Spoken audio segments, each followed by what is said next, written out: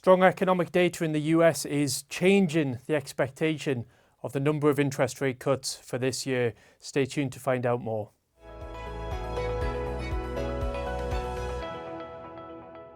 US government bond yields pushed higher yesterday as the market reappraised their expectation as to how many interest rate cuts we're likely to see this year.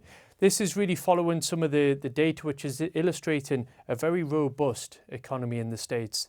For context, the yield on a 10-year government bond rose by 11 basis points, taking the yield above 4.2%, and that's the highest level which we've seen since July.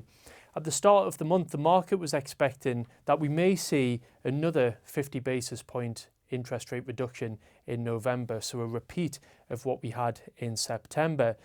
This morning, the market's only expecting, with a 90% probability, that we're going to see one 0.25% interest rate cut in November and maybe one more in December. There will still be a sequence of interest rate cuts, so we will still get to the level we've been discussing for the last few weeks of around 3.5% by the end of summer. But it's just the pathway of getting there has been pushed out slightly, given the strength of the data is suggesting that the Federal Reserve perhaps don't need to lower rates as quickly as they initially expected.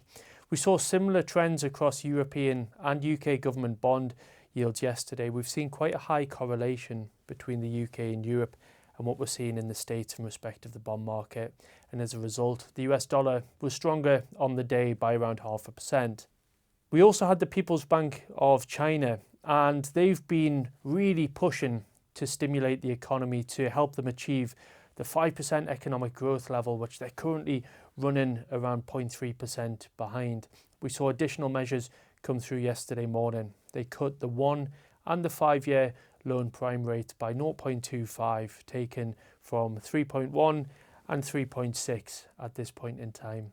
The 5-year is typically used in mortgage rates, so it's quite important to the household and should give them a bit more breathing room in order to support their ability to get out there and consume and therefore support economic growth along the way. The reduction was broadly expected. It was flagged by the governor of the PBOC at a conference last week and broadly priced in to the markets. Gong Sheng, who's the governor, also noted that they may look to reduce the reserve requirements which banks have on them by the end of this year. So this is freeing up capital in order for them to lend to institutions and also to consumers to support spending, investment and economic growth. That's all for today. Thank you very much for watching. This video is not a recommendation or personal financial advice. With investing, your capital is at risk. Investments can fluctuate in value and you may get back less than you invest.